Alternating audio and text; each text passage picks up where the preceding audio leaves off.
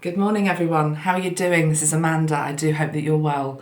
So today is the 5th of September and 5th of September 2022, and we're going to bring through some guidance, some support, some higher spiritual perspectives with regard to the coming potential problems that we've got as a world, particularly linked into rising fuel prices.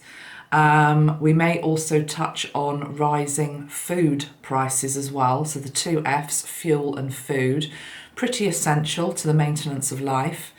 And I'm very aware that I've got many people watching me around the world who are all entering different seasons.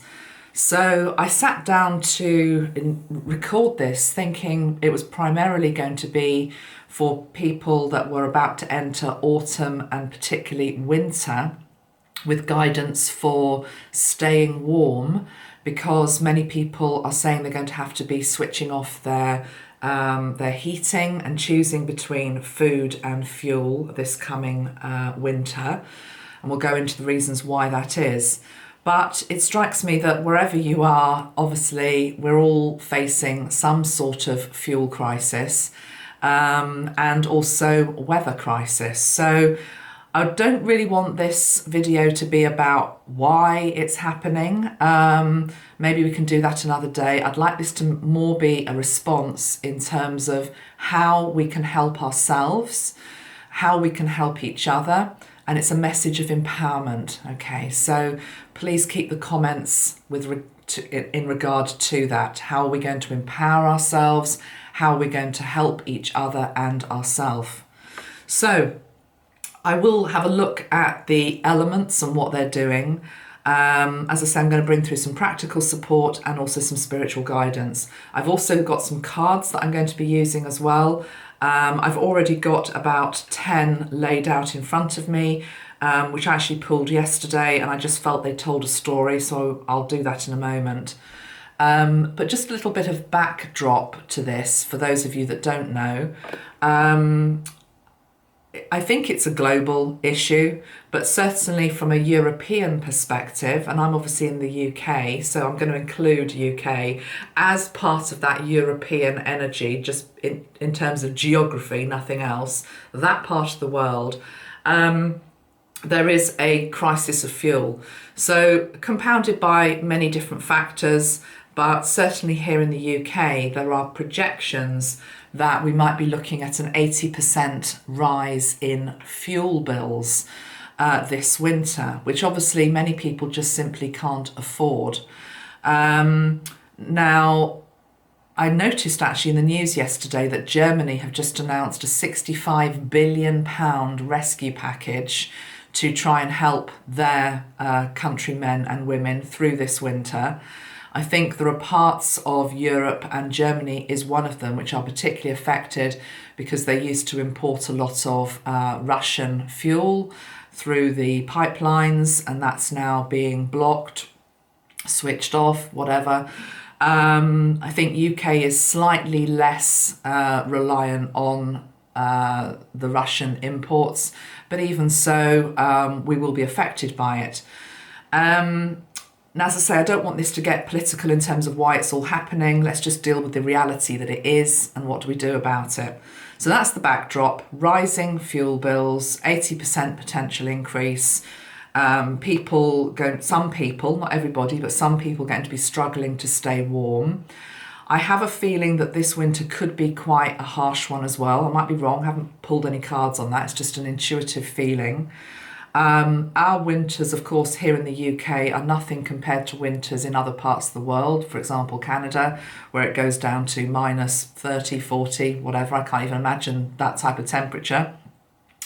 Where I live on the south coast, we hover around freezing, maybe a little bit below, but last winter I don't think it went much below freezing for many days. But this winter may be different, it may be not. Even if it's a relatively mild winter though, I think many of us have forgotten what it feels like to have an unheated house. I remember a childhood friend when I was about 7, and they never had heating on in their home. And I remember staying there, and I can still remember the cold now. It was just absolutely freezing. So yeah, it's something for us to consider, talk about, and prepare for. As I'm sitting here in my white summer dress, it's the last days of summer, but let's get ready for this season that's coming. Okay. This video as well is pretty much tied into another video that I'm going to be recording this week, which is the second Tesla video, because in that one I'm going to be talking about energy, but more than anything it's about, can we master energy? Can we master what it wants to teach us? So there might be a little bit of a crossover between the messages in both videos. Let's start there actually, because let me just show you the cards that I pulled before we get to the practical tips and why is it happening and all the rest of it. These cards are from the Gaian Tarot deck. I'll put the links below, by Joanna Powell Colbert. And I suppose, shuffling, and I was thinking about the energy crisis. And the first card that came out was this one, which is the Six of Air. Now I'm going to read these cards intuitively, not necessarily linked into what the Six of Air normally would be linked into. So here we see a multinational, multicultural group of people.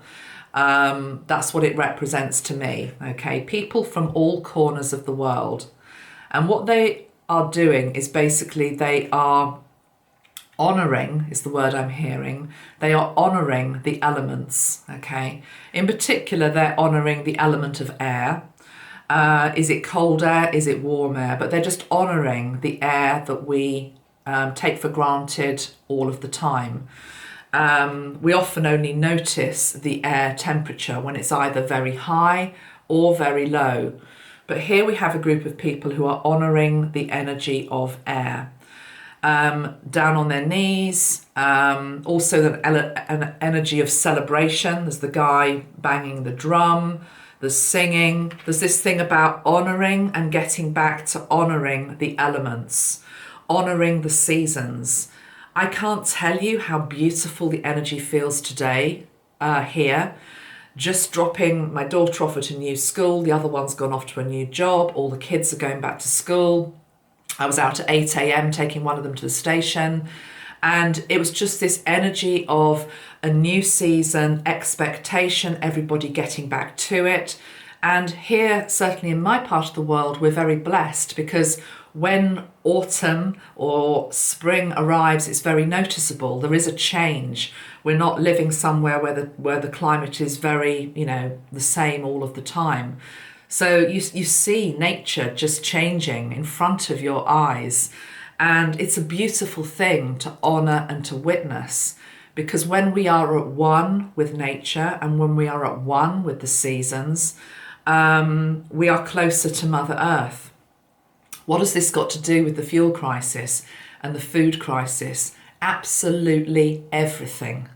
Because we have become very disconnected from the land. We've become very disconnected from the elements. And it's only when suddenly we have a big shock to the system, i.e. it's absolutely freezing cold or it's boiling hot, that we start to maybe take notice and ask what's actually going on.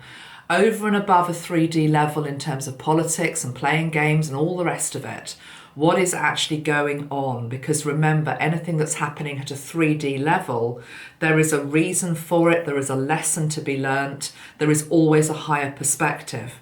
So we have the honouring of the elements. We then have the card which is death. Okay, now death here is the death of old ways, the death of humanity ignoring the elements, sticking their head in the sand and pretending that nothing is maybe wrong or awry. Also sticking our heads in the sand in terms of where energy comes from. I'm just going to leave it there. Okay, where energy comes from. So it's the death of the old ignorance, the old ways, the disconnect from the land, followed by the card of temperance, which is the card of healing. Okay, the card of temperance, healing, patience. We all start to remember and learn to master the energy of light, the energy of our power, the furnace within ourself, as well as the furnace within Mother Earth, the water upon Mother Earth and the water upon ourself, etc. We then have the card of the teacher. So we've got three major arcana here, one after the other. I'm showing them in the way that I pulled them yesterday. Death, temperance, and the teacher. What has nature got to teach us? What can we learn from her? What can we learn from this season that is coming, where we might be very cold, we might be very wet. If you're in a different part of the world, you might be very hot. You might be thinking about somewhere like Australia, God forbid, forest fires again or something like that.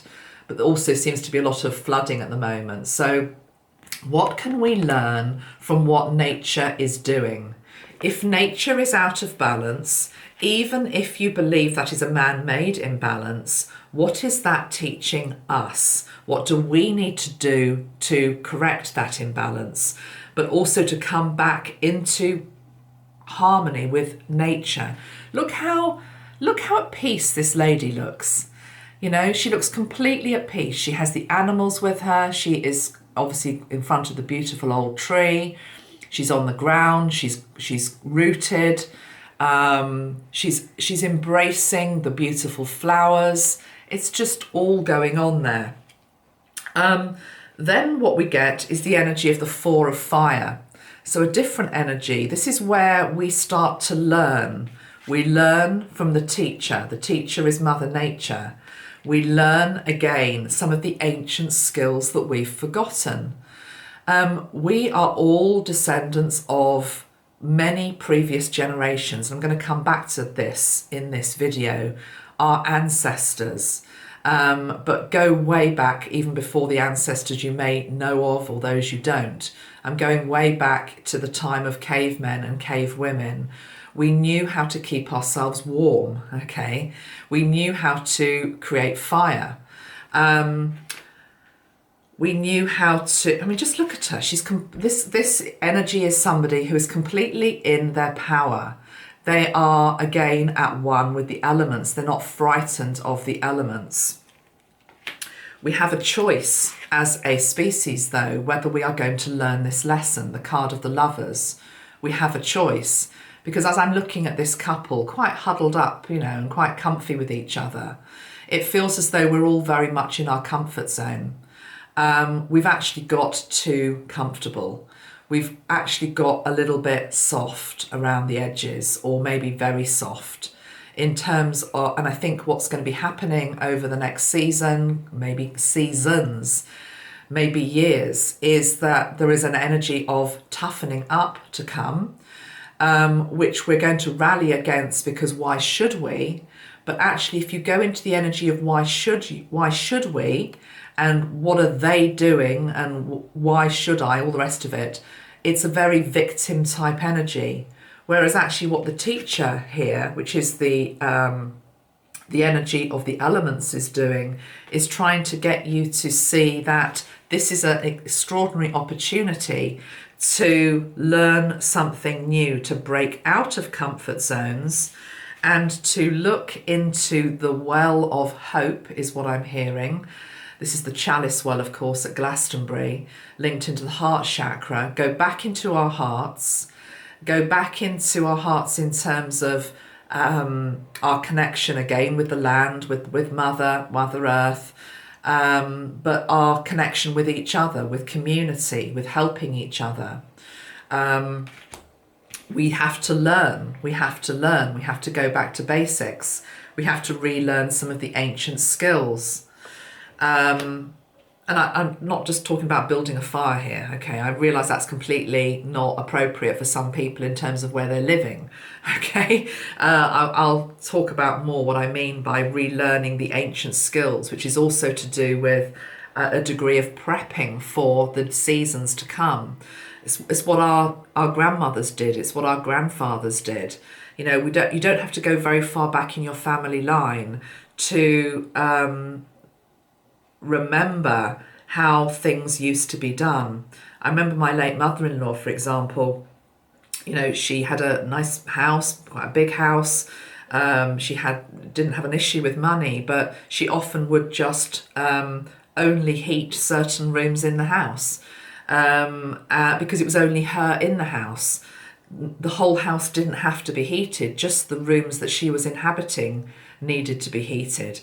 And it's that type of practical wisdom and learnt behaviour that we need to be bringing back when appropriate. My grandmother, one of my grandmothers, I always remember, I mean, many of you might be doing this already, but would gather up the falling fruits at this time of year, the apples that nobody else wanted because they're all, they're a bit brown and maybe they've got a couple of maggots in, or, and then the raspberries that are sort of on the turn, but she'd turn them into beautiful jams. In fact, her jam, I can still taste to this day. It was exquisite. Chutneys, all of this type of thing.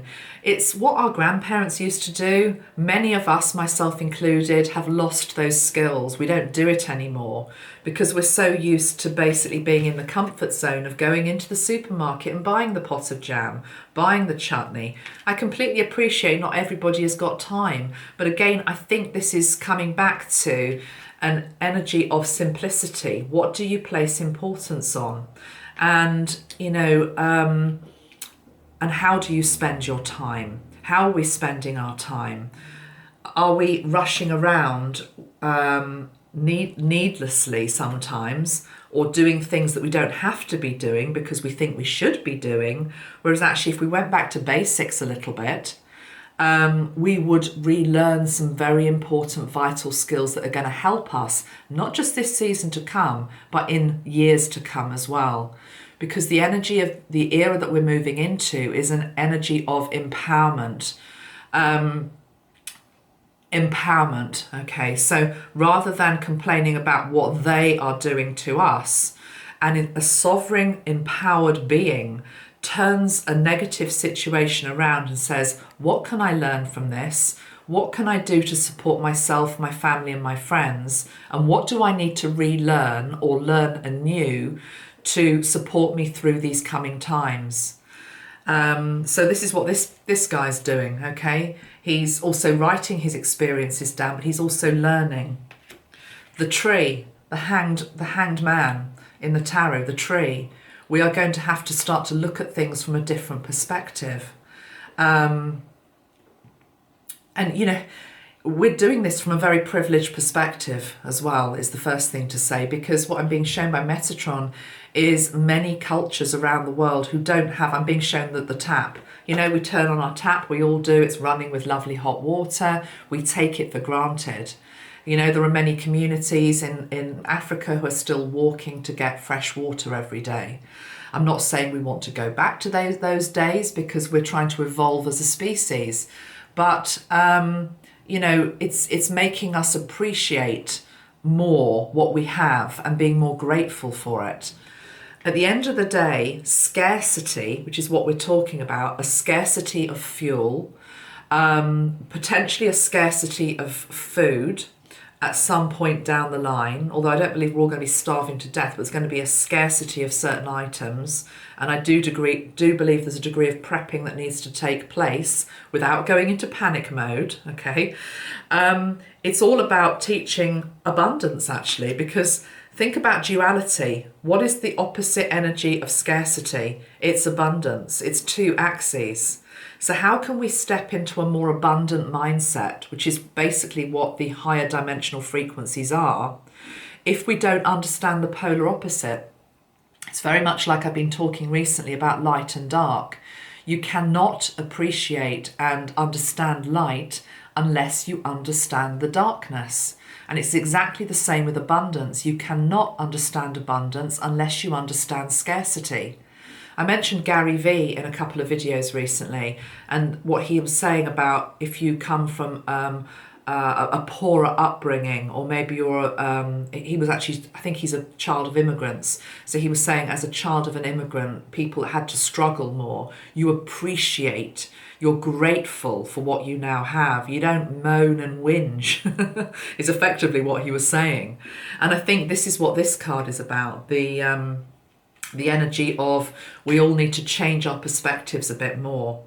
And we need to get back to the basics, which is actually, hey, okay, look at this. Look how absolutely amazing this is. That my radiator comes on and it's hot in the morning. That my water is warm. It's going to bring a great sense of gratitude for what we have. And it comes in, there's just a few more cards to go, via the card of innocence. It's like the big burly man in this picture, which could be you, it could be me. It's like the big grown up, the person who thinks they know it all, has got to become again like the child who has a sense of wonder, which is like, wow, look at the fire, look at this, look at nature, look at what it's capable of. Thinking back to the forest fires in Australia, you know, a year ago, 2 years ago, you know, it was the thing about the forests can regenerate themselves from this, from a place of devastation. Regeneration always will come. So again, the death of the old, the death of how we've been doing energy. And again, Tesla's going to have something to say about this, because it's not that we leap from suddenly having 80% higher fuel bills to it all being free. It's the fact that we need to learn how to master energy ourselves before it can be free. But I'm going to let him speak on that on a different video. So yeah, we need to become more childlike. We need to be patient with ourselves. What are the other cards? What have we got here? Yeah, these they're just such beautiful cards. They're so appropriate for this subject matter. We need to become like the magician, and we need to relearn the ancient skills. Funnily enough, I visited an old water mill the other day, and there was a lady who was spinning silk yarn. And it's such an old craft, and she was explaining how she never wastes a single bit of silk thread. All of it is used, even if it's like a tiny little bookmark or a tiny little keychain. And she was spinning this beautiful silk thread. And I just thought, wow, it's such a forgotten craft. So the forgotten crafts, the handicrafts, the fact that you and I are more creative than we think we are. So it's like when they, okay, switch off the power, what are you going to do? Are you going to just completely and utterly freak out and become powerless? And yes, this is a multi-dimensional message here about power. When they switch off the power, are you going to become powerless? Or are you going to become like the wise women and the wise men of the tribe that you are, the human race, who relearn the ancient skills? And it's what Metatron is saying is, because to advance forward, you have to sometimes go back. And that's because the foundation of the new has to be built on very solid ground. We're entering a very technological age. We already are in it, whether we like it or not, and it's going to increase. And some of this technology is absolutely for the good. It's for the betterment of humankind.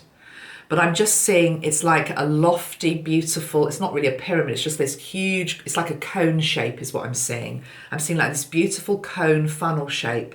And in terms of technological revolution, it's like that's where we're heading. We're heading actually to the stars, but it has to have a solid base. And without remembering where we've come from and remembering who we are as a people, this cone is just going to topple over basically, okay? So for advancement to occur, we have to sometimes go back and relearn the ancient skills. Does this mean we're all going to be sitting at spinning wheels? No, it doesn't. It's just an example, because if you actually look in the picture, there's also a wheelbarrow here. How many people had parents, my dad did, of having a wheelbarrow in their garden? And, you know, he'd go round and he'd collect up the fallen fruit, and I don't know what else he did with it. I wasn't taking much notice. I was a kid. I was playing with whatever I was playing with. I don't know. Dolls probably. But it's relearning from our parents, from our grandparents, from our ancestors. Those of you that use my sprays, absolutely use the Ancestral healing spray to help bring them in and nudge you with regards to the reminders of things that you might have even forgotten. So let me just spray the Ancestral Healing Spray before we go any further on. And as I say, this is more about the ancestors coming forward to help support you and bring you into a place where it's like a can-do energy. That's what I'm feeling from my ancestors. It's like it's an energy of can-do. I can do. And now I'm being taken back. I think it's one of my grandparents actually in spirit. But she's saying to me, she's showing me the war generation, okay? And it's just this energy of... we just had to get on with it, because that's what you do, and you come together as a community and you support each other, and that's exactly, that's where you see the best of people. Actually, it's often when you see the best of humanity is when there is a crisis. But why should it get to that place? But she's saying bring back that sense of community. And she's showing me the stockings during the Second World War. So, the women never had any stockings because nylon couldn't be got. And they used to draw a line up the back of their legs, didn't they? To make it look as though they were wearing stockings. I mean, she's saying it with a smile on her face. It's not that we want to necessarily go back to those days, but she's saying there was nothing wrong with those days. And she's now reminding me, and I'd forgotten this, of a Christmas tree that she had. And the Christmas tree was full of, and this is appropriate actually, thank you, Gran, because they're already saying in the UK that some of the towns and cities, they're going to be turning off the Christmas lights. We're turning off the Christmas lights because we can't afford it. So my Gran is showing me the tree that they used to have, and they used to make their own decorations, and they were paper. They were just like paper mache things, or paper ornaments, cardboard ornaments. And as a family, you'd get together and you put your glitter and your glue and you put that on your tree. Sod Ideal Home magazine. Sorry, not meaning to single them out really, but it's that whole thing about it has to be perfect and it has to look a certain way. It doesn't. It's about, again, crafting something very beautiful. So Christmas, she's saying, can be beautiful in a different way this year. And she's saying sometimes the poorest families actually have the most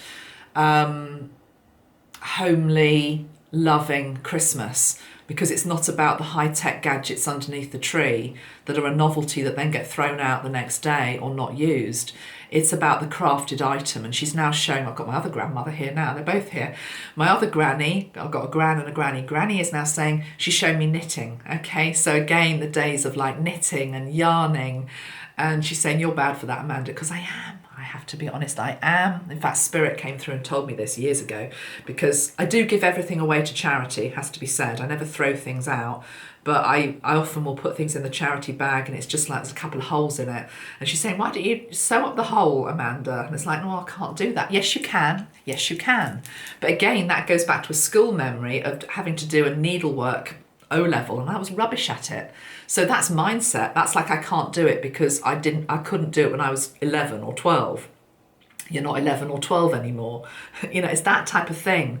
It's because we will always block. We will always find a reason for not doing something.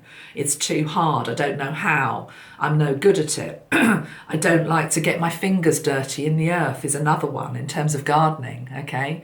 All of these are just old programs that ultimately we can discard because they're not going to help us going forward. I can hear some of you saying now to me, how does what you're saying, Amanda, tally with this technological age we're all going into?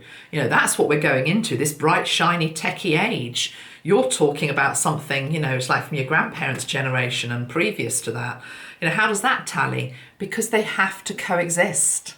They have to coexist. Remember the cone, okay? One cannot exist without the other.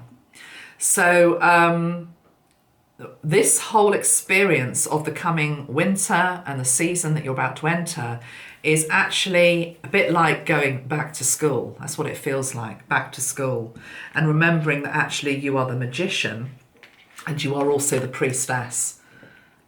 You're the magician and you are the priestess.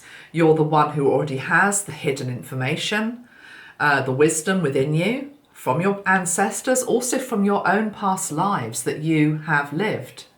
And you're also the magician who's able to turn anything negative into a positive. And together, last card, together we can do it. The Six of Water.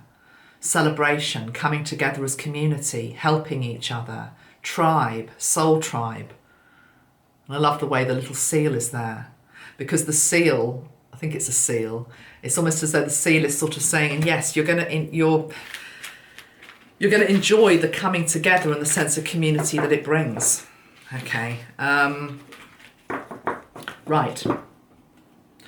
Let's now turn to my notes. I've got 2 pages of notes here. Let's see what I want to say. So,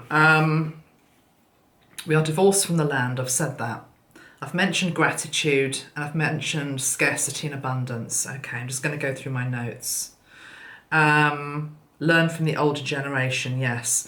I wanted just to give a shout out to another YouTube channel. Now, I'm not a prepper, okay, it has to be said, I'm not a prepper. And actually I have done, I don't know if it was a video or it might just have been some posts on my social media where I talked about, this was maybe a year ago, maybe a little bit less than a year ago. And it was in response to a lot of the prepping videos. And I was basically saying that, or I was being given the analogy, not the analogy, the reminder of Jesus's miracle of the feeding of the 5,000, which I still hold to be true. Because if we all hoard everything, it means there's not going to be enough for everybody. So it's a bit like a violet pill type energy. There's got to be a middle way here as the alarm goes off. There has to be a middle way here. Because if everybody hoards and there isn't enough for everybody, the greater whole, the community, it's going to add to civil unrest, which may very well be on the cards anyway, with these fuel prices as rampant as they are. So I would like to take a middle way with prepping, okay, which is, Metatron is calling sensible precaution. I'm going to write that down. I love that. Sensible precautions is what he's saying. Can you feel the difference in energy between sensible precautions, which also does include getting some extra tins and things in, I'll talk about that in a minute, sensible precautions versus prepping?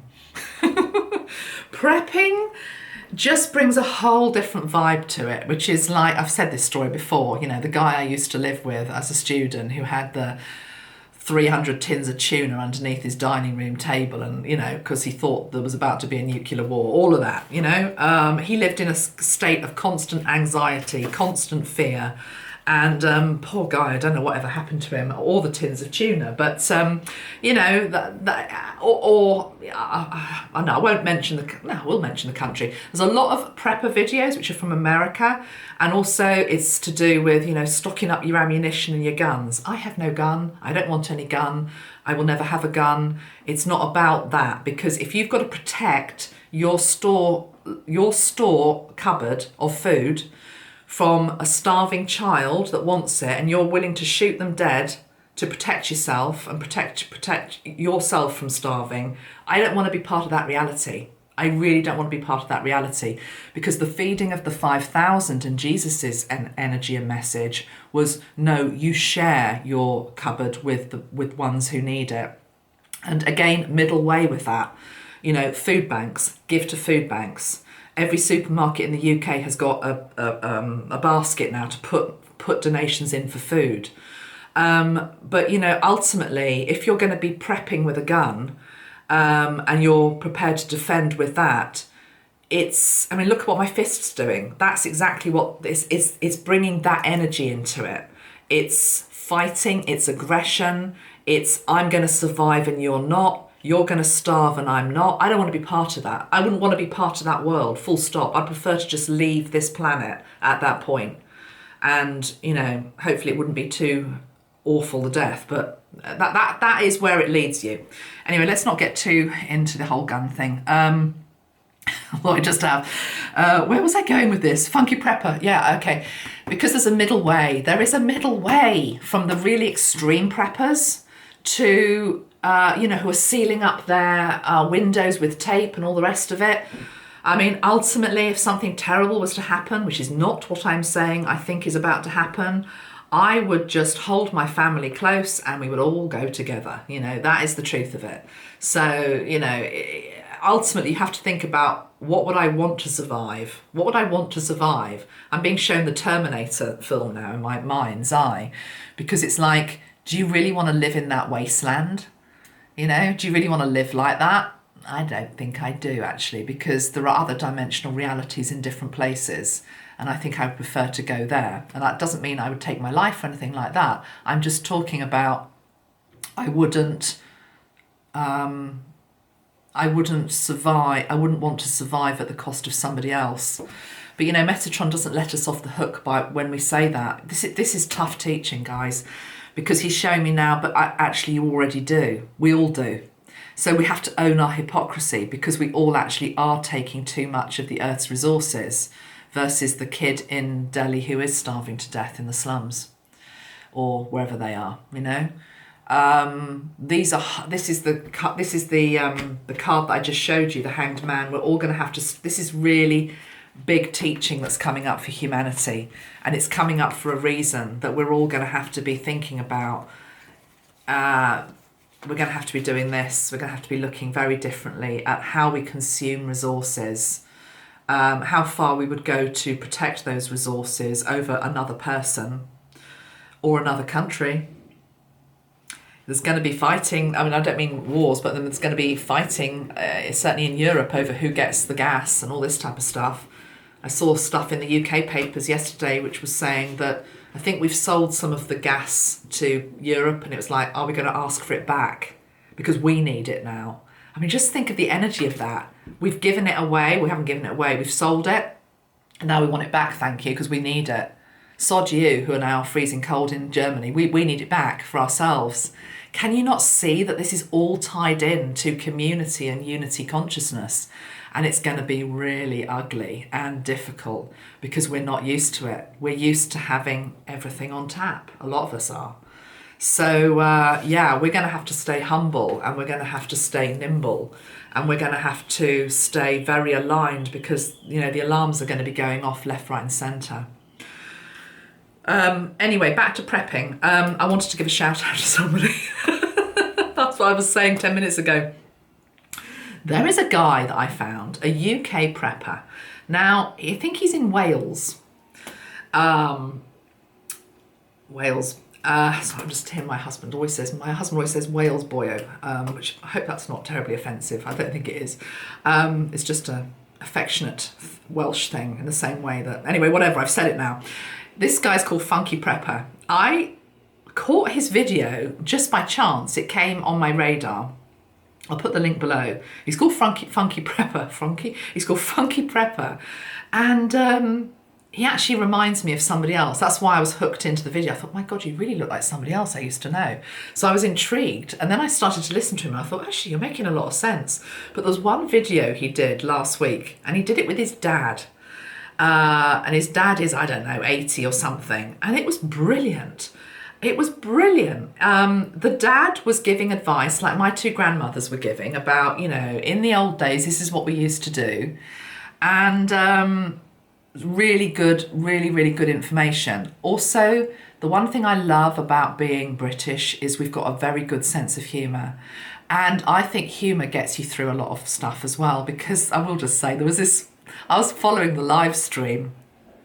And I mean, this is obviously in the case of extreme cold, as in hypothermia, as in, you know, your core temperature has gone so low, you've got to do something quick to heat up. Hopefully that's not going to happen to any of us. But he was saying that, you know, one of the 3 places on your body which you can get warm quite quickly is your armpits, okay, because you've got natural heat underneath your armpits. If your hands are really cold, you stick your hands under your armpits, okay, or you put them in your groin, okay, so bits, basically, you put them down there in your bits. And the other thing the dad was saying is also, and I do know this because my husband suffers from Raynaud's syndrome, when, you know, your hands go all white and blood flow gets restricted. And I remember last winter, apparently if you keep your wrists warm, it helps with that. So this old boy, anyway, Funky Prepper's dad was saying, if you rub your wrists together, not your hands, I mean, your hands generate heat as well, but if you rub your wrists together, that stimulates the heat. And then somebody in the comments, this is where the humour came. To be honest, it was one of those moments where, you know, you just cannot stop laughing. And somebody said, what was it? They said, hold on, I just want to get this right. Yeah. Pits, bits, and wristy rubs, I think it was something like that. But they said it was such a straight face. Oh, the commentator, it was hilarious. It appealed to my sense of humour anyway, because come on, if you're going to go into like victimhood dourness, you know, you're already halfway out the door in terms of having lost the battle. Again, go back to the grandparents' generation, the war generation. They managed to keep a smile on their face, actually, and a lot of the time. And that's what we need, okay? So pits, bits, and wristy rubs, I think it was. Well, I'm going to remember it anyway. And then there was some classic things about, there was blokes in the live stream saying, you know, where they wanted to put their hands and all the rest of it, on their wives' bodies. They weren't being that bad. Anyway, moving on quickly, Amanda. What else was this guy saying? Funky Prepper.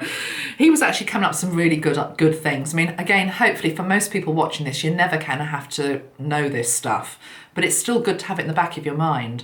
They were talking about micromanaging your environment. So this goes back to my mother-in-law's thing about shutting off rooms in the house. If you really can't afford to heat your home, you're gonna have to shut off various rooms. You just heat the rooms that you can afford and the rooms that you're going to be in. So basically that's, I guess, the kitchen, living room and the bedroom if you can afford it. But the other thing he was saying was, he was talking about, you can watch the video yourself. He was saying, for example, you've got to be off the floor. So for example, you have a bed, something that's off the floor, and then, as weird as this sounds, you put a tent on top of the bed, and then you get into the tent on top of the bed, and then you'll be as warm as toast. I mean, hopefully I'm never going to have to do that, but it's in the back of my mind now that if I ever had to, that's what I'd do. Body heat as well. Body heat in terms of being with somebody else or an animal, a pet, you know, they keep you warm. He was also talking about things that go out of stock very quickly in an emergency. And one of the things that really I clocked was aluminium foil, because those of us with wood burners, and I am one who does have a wood burner, so we'll probably be using that a lot this year, or an open fire in your home. You know, if the power really went off and there was nothing and you weren't able to even cook your meal, well, you can cook potatoes in a wood burner. You can't unless you've got foil. You can't. You'll just have a charred lump of blackened whatever. You need the foil. So he was saying stock up on things like foil. Lots of you who prep will know this stuff anyway, but that one really struck a chord with me. I thought that was good. Also the dad was saying, in the old days, people used to stuff newspaper up their jumpers to keep themselves warm. So again, don't mock it. If it's going to keep you warm and you can't afford to put the heating on, why not try it? What else? I wrote a list here. I mean, the obvious things to maybe stock up on without prepping. Remember, Metatron is talking about sensible precautions. I'm going to be getting some extra foil in. Batteries is a given. Some cash. Some candles. I remember the 1970s and the power strikes, and you know the country was just crippled by strikes before Margaret Thatcher came in. It's the truth. I remember all the rubbish piling up. It's piling up again in Edinburgh apparently. But anyway, but I remember the power always used to be going off, and we used to always have white. I don't know why I always remember it was white candles. Maybe you could only get white candles. We always used to have candles. And we used to have little lanterns, you know, in bedrooms, so if it all went off, or torches. Again, there's no point having a torch if you haven't got a battery. So torches, make sure you've got your torches up to speed, make sure you've got batteries and extra supplies for the torches. Candles, no point having a candle unless you've got a match, something to light the candle with. This is basic stuff, but again, because we're all a bit soft, myself including, we need to remember these basic things. Blankets, you know, even my daughter yesterday, she said, yeah, we're going to get some blankets for the winter. So Yeah, yes, you know, I've actually got an old Welsh blanket. Those of you that are in Wales, you know what I mean, don't you? One of those beautiful old Welsh blankets. It's from the 1960s. It's pure wool. They're so heavy. I'm sure it's up in the loft, but again, I need to probably get it out and beat it in the garden to get rid of all the whatever's in it. Try and wash it. It's so heavy, I don't even know if I'd be able to wash it. But yeah, so blankets, medication and water. Okay, so those are pretty obvious ones to me. And then obviously food. There's no point having a chest freezer full of food if the power goes out, because you're going to lose all of the food. It's just all going to melt. So obviously tinned food is a good idea. My kids at the moment are really into chickpeas for whatever reason. So we've got loads of things like chickpeas, pulses, peanut butter's brilliant. It's quite expensive, but you know, it lasts quite a long time, etc. You know, the staples. And sometimes the staples, and I'm talking here about grains, you know, grains, things that you can make things quite quickly from, they're going to be going up in price over the next few years because a lot of the crops are failing. And again, I'm not wishing to be depressive. This is just about taking sensible precautions. It's what Metatron's saying. Crops are failing because of the seasons that we've had. I think there's big swathes in America, Texas, where, you know, there's been big failure of the crops. It's happening in many places. So the cost of things like cotton and grain, it's all going to just be going up. So again, if you can just stockpile a little bit, it's going to help you over time. Again, not wishing to, you know, teach you to suck eggs, but again, check, it's obvious things like check sell-by dates. If I'm going to buy, for example, tins of things, they usually do have a really long shelf life, but you know, make sure you actually are getting the longest that you possibly can. If I'm going to put something in a store cupboard as a sensible precaution, and like, no, you can't have it to the kids who go for it straight away, I make sure in all seriousness that it's into at least 2023 or if I can 2024. So shop around and do that. Okay. Okay, anything else to say?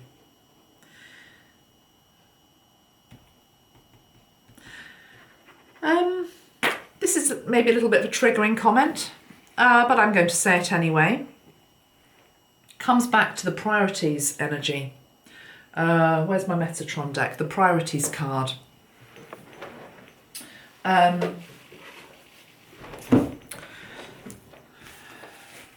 What I was shown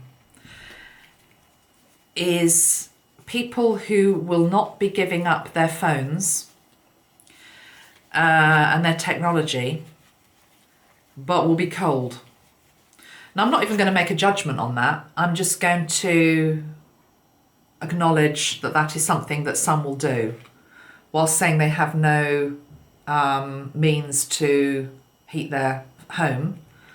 They're going to be having the latest iPhone. So priorities is important. Only you can decide what your priority is. Yes, you need to keep in contact with people. But again, go back to our parents and grandparents' generation. They actually survived without one of these. Maybe letters will make a comeback. To my girls' horror yesterday, I said to them, and I meant it in all seriousness, I said, you know, we might actually have a return to the phone on the wall. And they're like, what are you going on about? And I was like, no, the phone on the wall, that's what we all grew up with, dialing the number. It could go back to something. I don't know whether it will, to be honest, because again, we've got the cone-shaped technology. But I just want to make that observation. It's purely an observation. No heat, but lots of data on your phone. Priorities. Right, this next point is quite important.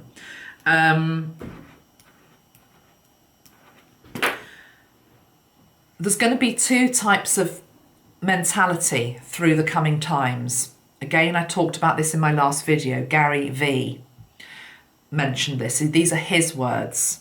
He talked about you either have losing pessimistic DNA or winning optimistic DNA. There are people that are going to approach this coming season and are going to go straight into the energy of victimhood.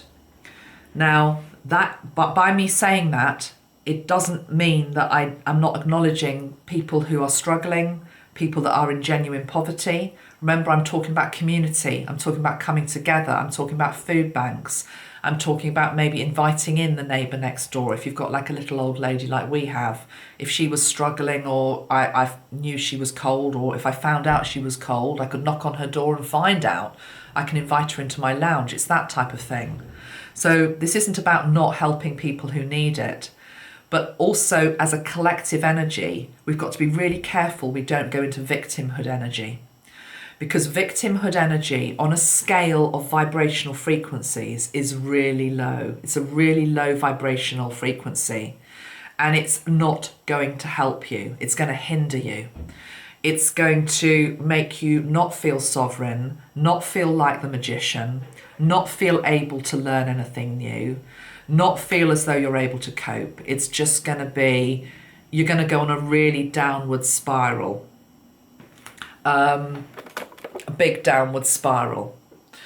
I'm going to have to turn my ring light off, and there's probably a reason why I'm having to do that.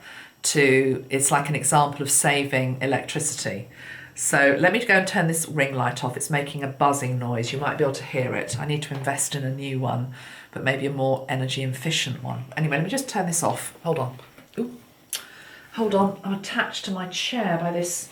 Oh, how interesting. You know, I was just saying about the phone on the... Oh, for God's sake. I've got a big white loop. I'm actually going to have to turn the camera off. I actually can't get out my chair. Hold on. Oh! Hold on, guys. I'm not going to edit this out. This is me in... Oh, for God's sake. Hold on. Oh, bloody hell. That is on my dress. Right, I'm going to refer to that in a moment. Hold on.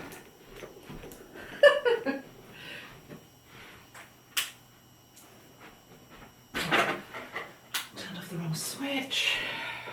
Yeah. That's better. Oh. Right. Picture's probably gone a bit dark. Probably very appropriate though. Let's see if I can move the camera to get a little bit more light, natural light.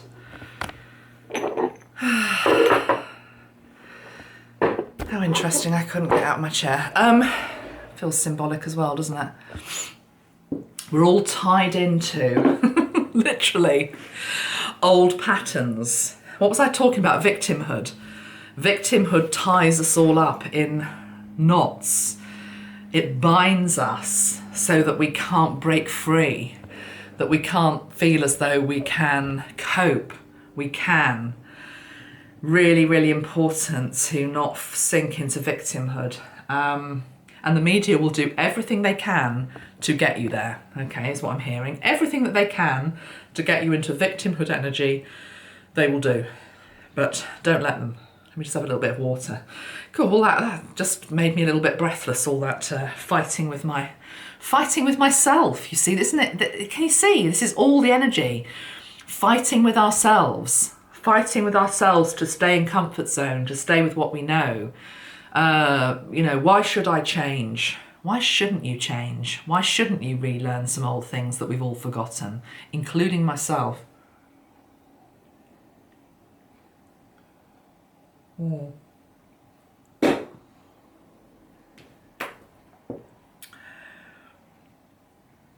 The other thing I've written down here is, as well as Gary V's having optimistic winning DNA, which is what our ancestors had, otherwise you wouldn't be here, or pessimistic losing DNA. There's also that brilliant quote from John Lennon about, let me just pull it up, you'll know it. One of the John Lennon's quote about humour. John Lennon quote. Humour. Before anybody asks, yes, I have channeled him quite a few times. It's all on my Heart Squad on my Heart Squad videos. I can't find it now. Anyway, it's the one about basically society, powers that were will do. That's not his words. Will do everything they can to try and, you know, flick your beard is the way he talks about it. Irritate you, you know, lower your energy. The only thing that they don't know how to deal with is humour. Because humour and joy and the opposite of victimhood and like can do, optimistic winning DNA, that's the thing they can't, they don't have an answer for that. So yeah, John's words, very appropriate.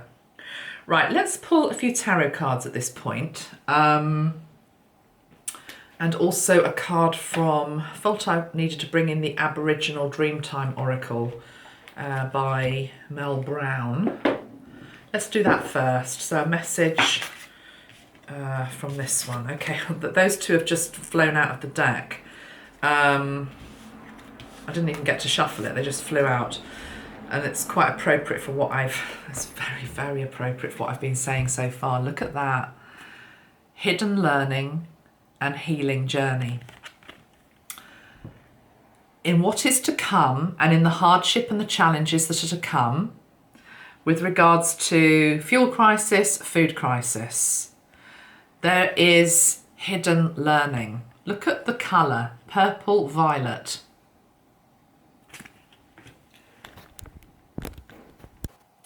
Sorry, ironically the camera got too hot. I was showing you these two cards. Hidden learning and healing journey. The fact that we're all going to have to be reaching out to each other more. This is the energy of community, heart-to-heart centered consciousness, hand in hand, helping each other out. So those cards feel appropriate. I just feel as though there's some, let me have a look at the card of hidden learning and see if there's anything I'm missing here. It is hidden at the end of the day. Right, it's linked into the crocodile energy. It says, after 3 months of fiercely defending her eggs, the mother crocodile begins to see movement under the mound of sand, which indicates that her babies are being born. She eagerly awaits for them to emerge from their eggs and welcomes each one of them into the world. She gently takes each baby to the water and bids them goodbye, knowing they will not see each other again. The last baby she takes to the water is frail and begs his mum not to let him go because he wants to grow up with her. The mummy crocodile explains that he has to go and make it on his own and have all the adventures of growing up that all the other crocodiles have. Reluctantly, he swims away, calling to her that he will come back to visit her when he has grown up. As he grows up, he has many experiences and learns many lessons, but there is rarely a time when he doesn't miss his mum and longs to find her again and tell her about his life. One day, many years later, he becomes a dad himself, and as his babies hatch and are taken gently to the water by their mum, he finally understands the importance of letting his babies have their own experiences. He tells them he will miss them, but lets them go on their own journey. Oh, jeez. Well, that's maybe a personal message for some of us parents today as our kids move on into new adventures. It's very appropriate for me. But there's also here, the mother is Mother Earth. Mother Earth allowing her children to have the experiences that they wanted to have when they incarnated here. And one of the soul contracts that we took on as a collective group was to move towards unity consciousness and step into an energy of helping each other.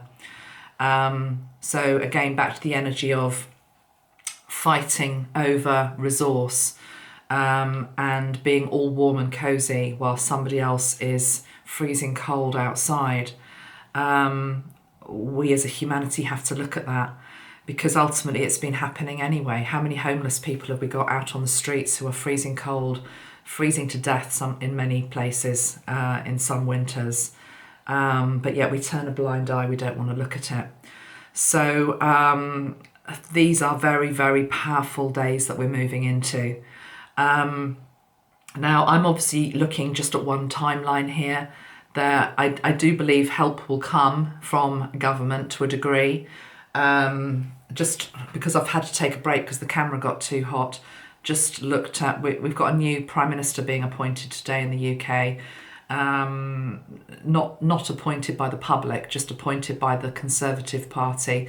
Looks like it will probably be Liz Truss according to the headlines, but it's saying that she's mulling over £100 billion package to freeze energy bills as gas prices soar another 30% after Russia shuts down the pipeline. Okay, I mean, the thing is that, again, that's a difficult one, isn't it? Because, yeah, people want the help, but ultimately it's not a bottomless pit. That money is basically coming from taxpayers' money. Oh, yeah, anyway, it's going to be a very interesting seasons coming up. On the bottom of the deck, we have sorrow. Sorrow. This is what the world's in at the moment. Sorrow, difficult times. But we will be shown and we will be led back to each other, is what I'm hearing. Now, I'd like to just finish off this video by covering another couple of practical tips. You're very welcome to put practical tips below. I don't particularly want links to other people's work. I think that's a little bit rude when I'm giving this information free. But if, for example, you're somebody and you found, I don't know, there's a particular camp stove or there's something, one of you are talking about something you can buy whereby you take water from the sea and you can do something to it and it becomes drinking water, that type of thing. That's the type of information I'm really welcome with regards to the comments. You know, practical tips, things that maybe you remember your grandparents doing or things that you're going to be doing, things that you are taking sensible precautions with. So I just sort of going off on a little bit of a tangent there because I suddenly saw conception, sensible precautions. I actually feel, ironically, because there's going to be people huddled together, there's going to be an increase in the birth rate.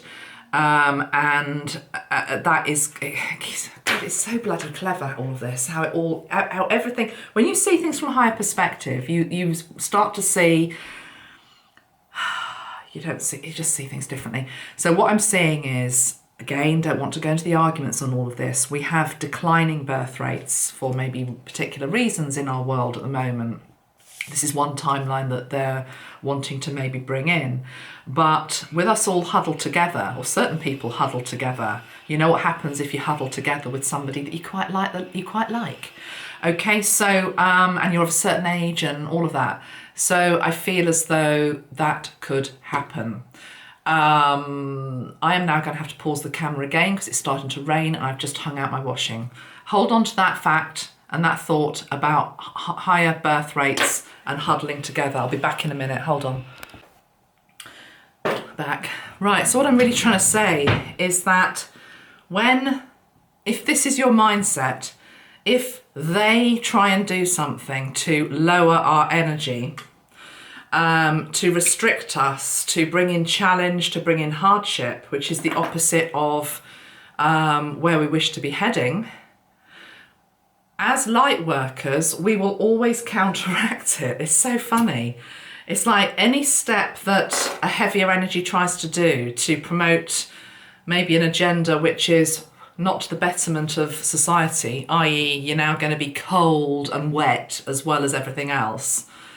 It's like I'm now seeing people doing what people do when they huddle together, and an increase in birth rate. And I tell you what, those births that come in on the back of this winter are going to be some high vibe star seeds.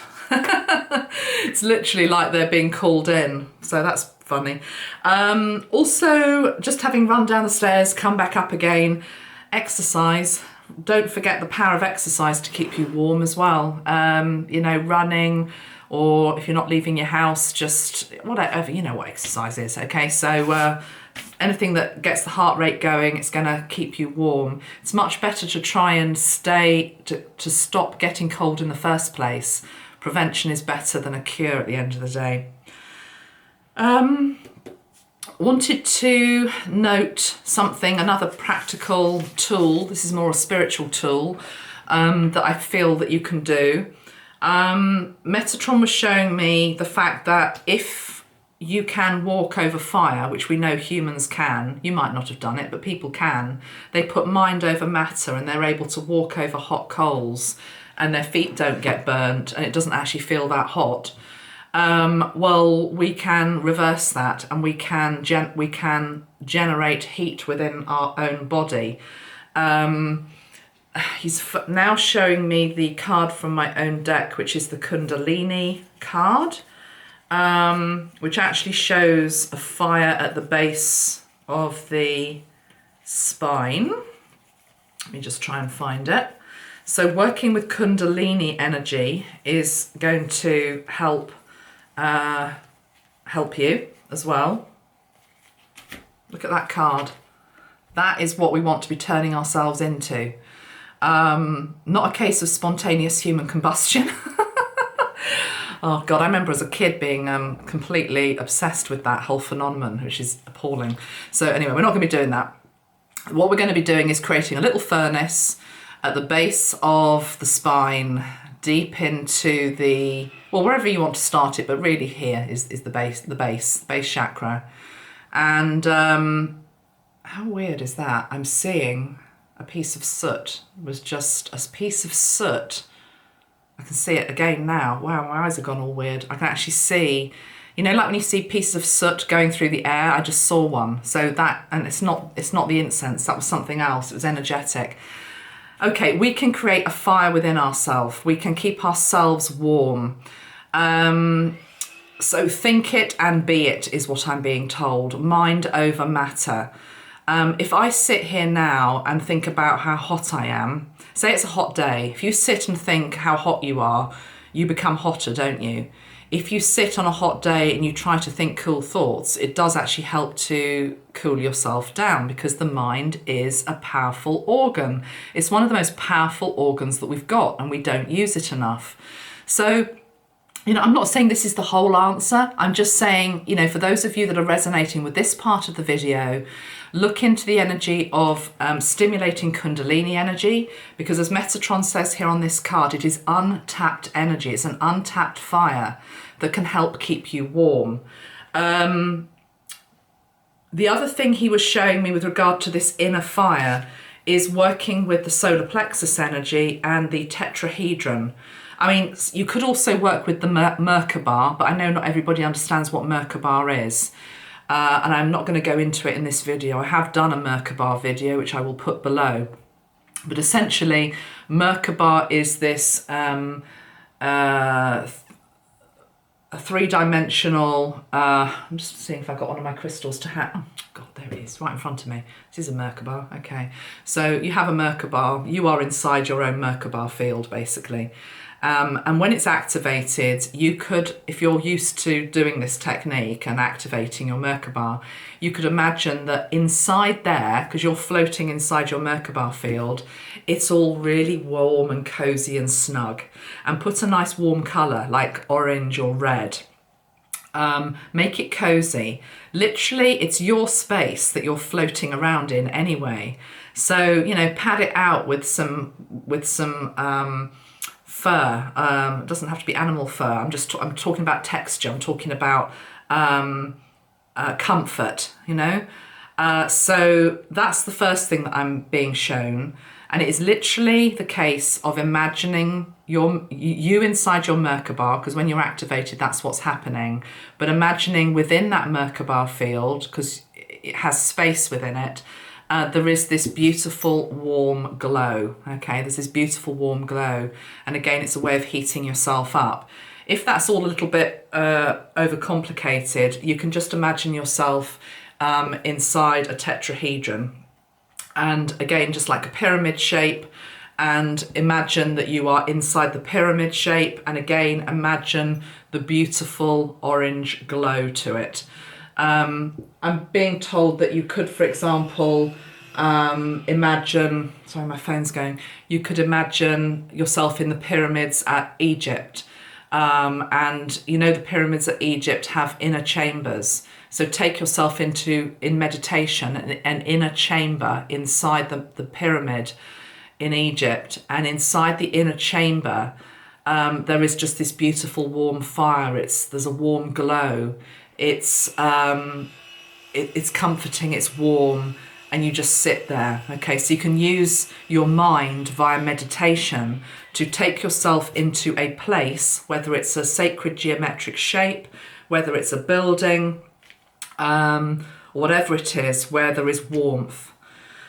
Physically, of course, people are also saying that, you know, if it really got bad, whether it's this year or another year, that people are going back into libraries. And, you know, I read that piece of news. Apologies for the noise outside my window. I read that piece of news and I thought, wow, again, you see, I'm always going to see the higher perspective. I thought, how extraordinary is that? Because here you've got people who are potentially huddling in libraries for warmth, but what is in front of all of them? Books of wisdom. What book are they going to take off the shelf to read, to expand their awareness, their knowledge? So libraries are a bit of a dying breed in some towns and cities, certainly in my country. The national ones are secure, but some of the more local ones aren't doing so well. You know, if I was the owner of a local library, I would be encouraging people in this winter as a means to get them interested again in knowledge, and I'd absolutely be getting them to sign up for you know, a library card, so that after the winter they're still then coming back in to get books. So yeah, so in summary, it's about working with the energy of meditation, the mind, using sacred geometry, using colour. You know, look at the colour of the fire element here. Beautiful. That's exactly the colour that you're wanting to be imagining around yourself. Because if you go to the opposite end of the colour spectrum, the blues and the violets and the whites as well, that they're cooling energies. So you'd use those if you were boiling hot and you were trying to cool yourself down. You'd imagine that you were inside your Merkaba, and instead of it being fiery hot, it would be beautiful blue. It would be a cooling blue colour. But for those of us trying to stay warm, yeah, these are the colours. So this is the fire elemental and this is the water elemental. So they both sort of balance each other out. Let me just spray the fire and see if there's any other message that I have not brought through in this video that needs to come in this video. Fire as an ancient primal response. Fire as an ancient primal response. Fire as an ancient primal response. Primal need. This is taking us back to an animalistic energy. But when we go back to an animalistic energy, I'm talking here base chakra wounding, we also are being given an opportunity here from a higher perspective at a spiritual level to heal some of the wounding of our ancestors who actually suffered far more greatly than we may suffer in the next few months or next few years. Our ancestors basically had it worse than we do with regards to the basic necessities of warmth, shelter, food. I'm being shown very extreme examples of a time of plenty, which we've had, a time of abundance, to a time that they had when the cupboards were bare, rations, all that type of stuff. And again, it's this whole duality of you can only understand abundance when you understand scarcity.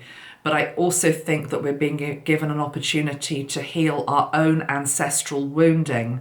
Maybe you have patterns within your own family that you know where, you know, they were on the breadline, they were desperately poor, scraping by, not able to heat their homes. All of this is going to be coming up for healing.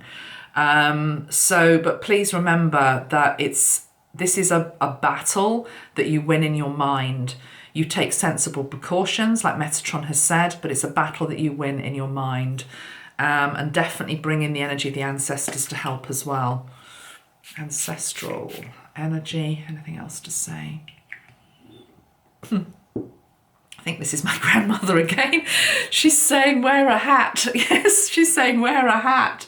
That's so funny. I love that. That is such a good example, Gran, of practical precautions, sensible precautions. She's showing me a knitted hat.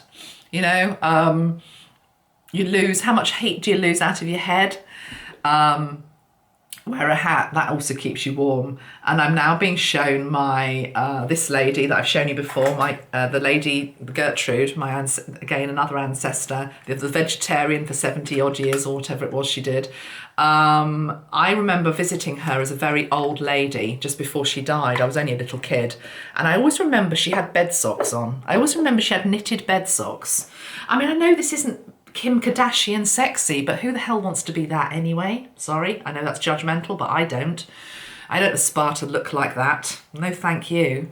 I would prefer to have my bed socks on, and I'd prefer to be with a man who actually valued me for who I am as a human being, rather than just the shape of whatever, you know? So, yeah, so if it gets bad, yeah, get the bed socks out, but definitely the hat as well is important. Right, okay. I'm now being shown a pair of rainbow bed socks. Okay. Anything else? Ancestors. I'm being taken to places such as America and Australia, where there is a more visible presence still of Aboriginal and Indigenous people still there, still practicing the ancient crafts. And as I'm feeling that, I'm looking again at this card, the Magician. They hold all of the ancient knowledge that we need at this time. They know how to keep themselves warm. They know how to cool themselves down. Again, going back to the start of this message, they are at one with the elements. They respect Mother Earth. They respect what she's trying to teach in any one moment. They respect the energy of fire, and fire here is shown by the raging campfire and also the single flame. Actually, that was another thing that Funky Prepper said. I think it was the dad. I'm trying to paraphrase here, so apologies if I get this wrong. I think he was saying get a terracotta pot. It's got to be terracotta, a terracotta flower pot, and then you put like a tea light underneath it. I assume also on a terracotta base, and just that one tea light can warm more space than you would ever believe. So that was another tip. If I've said that wrong, please correct me, but I'm pretty sure that's what he was saying.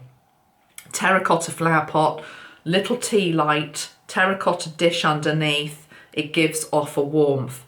And actually, remember, we are sensual beings, and here I'm talking about the five senses, our eyes, smell, all the rest of it.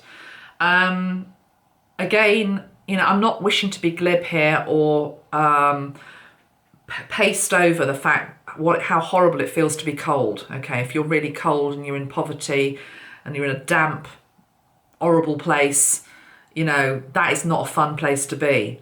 But I'm just trying to help here, okay? This is not the whole answer. It's just, there's just one aspect here, because I feel this is going to trigger a few people. I'm also being shown just the image of fire, the image of fire. So you can get, I don't know what they're called, but you know, you can get like these little imitation sort of gas fires. They're like a little electric fires, but you probably can get one that run off batteries as well. And they just light up, you know, it's more like a lit decoration really. And it looks like there's hot coals there. And like a little flickering flame, but actually there might not be any heat coming out of it. But remember, your mind, your eyes see the flame. Your eyes signal to your brain, flame, flickering fire equals warmth. neural pathway goes there, okay? I see the flickering flame. Okay, I'm cold at the moment. I see the flickering flame, neural pathway up to my brain, that equals warmth. Then do some sort of technique linking. Sorry, battery died again, literally last 2 minutes. Battery backup is important. We'll talk about that in a minute. But yeah, what I was basically saying, neural pathway, think heat, become heat, okay? Think heat, become heat. Then add in some form of visualization, affirmation, meditation, where you're thinking about the warmth and the colors and all of that, as described earlier. Yeah, the fact that this camera never normally plays up quite as much as it is, it's actually not charging it properly. And I think there's a message there about getting backup batteries as well, okay? But more than anything, if you've made it through to the end of this video, thank you very much, because you're one of the ones that has got the resourcefulness gene within you. Because the truth is, many people look at a long video and think, oh, I can't sit through all of that. I just want the information in 2 minutes. They are the ones that are going to be failing come hard, challenging times, because we have to put the work in now. We have to prepare. And, you know, there's nothing wrong with rolling up your sleeves and, you know, sitting down to either watch information, read something new, learn something new. Rolling up the sleeves is a very good way to end it, because that's one of the signs that Tesla is here as well. And the next video that I do will be linked into Tesla.